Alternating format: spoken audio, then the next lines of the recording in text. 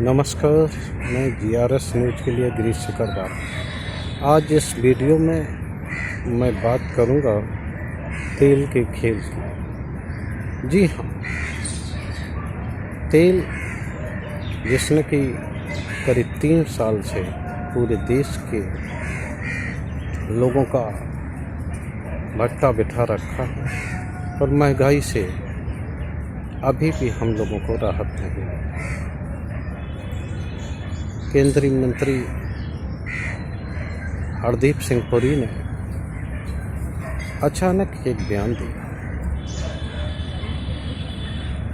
कि केंद्र सरकार डीजल और पेट्रोल को GST के दायरे में लाना चाहती है, लेकिन उन्होंने जोड़ा, लेकिन राज्य सरकारें इस पर सहमत नहीं होंगी। GST में दोनों पेट्रोलियम पदार्थों को लाने का मुद्दा काफ़ी चर्चा में रहा है। गाहे बगाहे लोग इस संबंध में, हालांकि GST काउंसिल में तो चर्चा नहीं हुई, लेकिन बार बार ये मांग विभिन्न माध्यमों द्वारा रखी गई। विभिन्न सामाजिक संगठन इस बात की मांग करते रहे कि डीजल और पेट्रोल को GST के दायरे में लाया जाए। केंद्रीय मंत्री ने ये क्यों कहा, ये तो वही जाने, लेकिन पूरे देश में उन्होंने इस संबंध को लेकर एक चर्चा को गर्म कर दिया है। निश्चित तौर पर अगर केंद्र सरकार ज़रा भी गंभीर है इस मुद्दे पर, तो थोड़े ही दिनों बाद आम जनता को पेट्रोलियम पदार्थों में हो रही अंधेरगर्दी से राहत मिलेगी और निश्चित तौर पर महंगाई पर भी कुछ अंकुश लगेगा। वैसे देखा जाए तो केंद्रीय मंत्री पुरी साहब शहरी एवं आवास मंत्री हैं, लेकिन पता नहीं उन्होंने किस अधिकार के तहत ये बयान दिया है। अच्छा ये रहता कि देश की वित्त मंत्री निर्मला सीतारमण भी इस बात को दोहराते।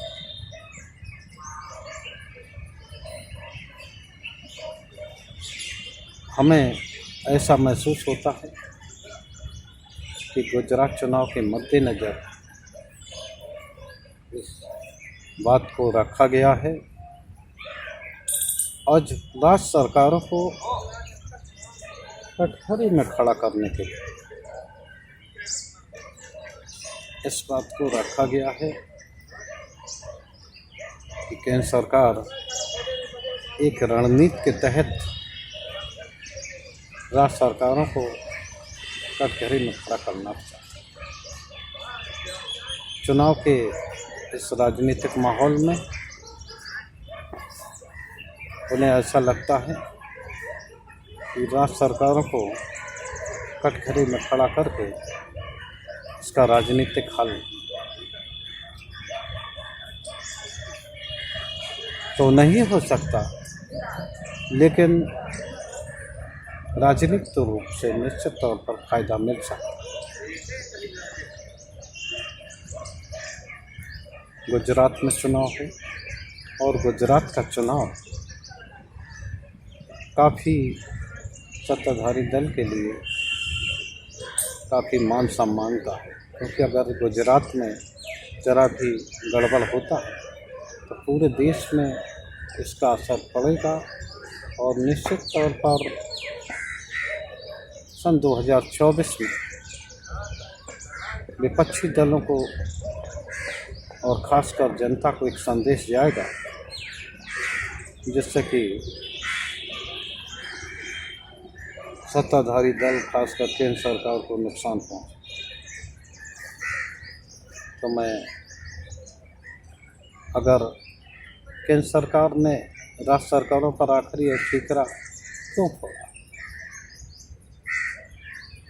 जब से जीएसटी लागू हुई है, निश्चित तौर पर राज्य सरकारों की राजस्व आय वो घटी है। केवल उनके पास जीएसटी से मिलने वाली आय ही प्रमुख रह गई है और पेट्रोलियम पदार्थ और शराब, दो वस्तुएं ऐसी रह गई हैं जिससे कि राज्य सरकार को आमदनी। अन्य सभी चीज़ें केंद्र सरकार ने अपने अंडर में ले रखी हैं। तो राज्य सरकारों के सामने भी ये मजबूरी होगी कि वो जरा भी कटौती जीएसटी में नहीं कर पाएंगे, खासकर पेट्रोलियम और आबकारी में। अब केंद्र सरकार के पास बहुत से मद हैं जिससे कि वो राज्य सरकारों को अपने राजनीतिक रूप से जनता की निगाह में गिराना चाहते हैं। हरदीप जी का बयान हमें बड़ा ही मनोरंजक लगा।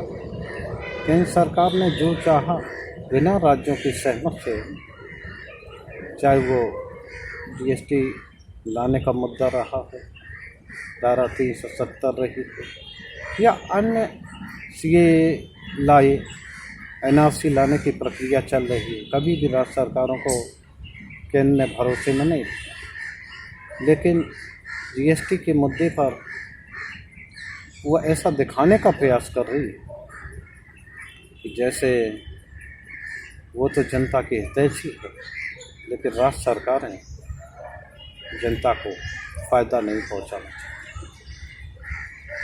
मेरा सभी लोगों से निवेदन रहेगा, सभी राजनीतिक दलों से, कि महंगाई के कारण जनता तरह तरह बोल रही है। पेट्रोलियम पदार्थ जो आपने बाज़ार के हवाले कर दिए हैं, बाज़ार से चलें, लेकिन चुनाव के दौरान तो बाज़ार हमें कहीं दिखाई नहीं देता, तब वो सोया पड़ा रहता है। और जैसे ही चुनाव हो जाएगा, चुनाव के बाद फिर से एक महंगाई का दौर चलेगा। मेरा कहना है, अगर आप लोग वास्तव में राजनीति नहीं कर रहे हैं और जनता को राहत ही देना चाहते हैं, तो सभी लोग मिलकर जीएसटी काउंसिल में सहमत बनाएं। और वैसे मैं आपको बता दूं, सबसे ज़्यादा जो विचार है वो केंद्र सरकार के ऊपर। केंद्र सरकार यानी कि बीजेपी की जो सत्ता है, करीब 12 राज्यों में वो खुद के बल पे और 4 राज्यों में अपने सहयोगियों के बल पर जो है, तो लिहाजा उसका आधी से ज़्यादा पर बहुमत है जीएसटी काउंसिल में। अगर केंद्र चाहे तो अपनी ओर से भी छूट लागू कर सकती है। क्या वो ऐसा करेगी, ये देखने वाली बात होगी। जय हिंद।